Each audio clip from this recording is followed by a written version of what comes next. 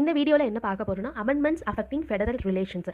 ஒரு அமெண்ட்மெண்ட், ஒரு constitutional amendment வந்து ஃபெடரல் ரிலேஷனை அஃபெக்ட் பண்ணால் என்ன ஆகும் அப்படின்றத பார்க்க போகிறோம். ஆர்டிகல்ஸ் 368 கிளாஸ் 2 வந்து இதில் இன்வால்வ் ஆகுது. ஒரு அமெண்ட்மெண்ட் வந்துட்டு ஸ்டேட்டை அஃபெக்ட் பண்ணுது அப்படின்னா அந்த அமெண்ட்மெண்ட் வந்து என்ன சேஞ்சஸை கொண்டு வருதுன்னு வச்சுப்போம். டிஸ்ட்ரிபியூஷன் ஆஃப் பவர்ஸில் ஏதோ சேஞ்சஸ் கொண்டு வருது, இல்லை ஸ்டேட்டோட ரெப்ரசன்டேஷன் ஏதோ சேஞ்சஸ் கொண்டு வருது, ஃபெடரல் சிஸ்டத்தில் ஏதோ சேஞ்சஸ் கொண்டு வருது. அப்படிங்கும்போது ஸ்பெஷல் ப்ரொசீஜர் வந்துட்டு இங்கே தேவைப்படுது. ஓகே, ஃபர்ஸ்ட் ஸ்டெப் 1 என்னன்னா ஸ்பெஷல் மெஜாரிட்டி இன் பார்லிமெண்ட். இந்த பில் வந்துட்டு majority of total membership and 2/3 members present and voting. இதை வந்து நம்ம பின்னாடி பார்ப்போம். ஸ்பெஷல் மெஜாரிட்டி என்ன, ஸ்பெஷல் மெஜாரிட்டி எப்படி வந்துட்டு கொண்டு வராங்க அப்படின்றத பின்னாடி நம்ம பார்ப்போம். இந்த இடத்துல ஞாபகம் வச்சுக்கோங்க, ஒரு அமெண்ட்மெண்ட் வந்து நம்ம கொண்டு வரணும்னா அதுக்கு பார்லிமெண்ட்ல ஸ்பெஷல் மெஜாரிட்டி தேவைப்படும். அந்த மெஜாரிட்டி வந்துட்டு டோட்டல் மெம்பர்ஷிப்பும் இருக்கணும், 2/3 மெம்பர்ஸ் பிரசன்ட் அண்ட் ஓட்டிங் வந்து 2 பேரும் இருக்கணும் அப்படின்றது மட்டும் இங்கே தெரிஞ்சுக்கோங்க.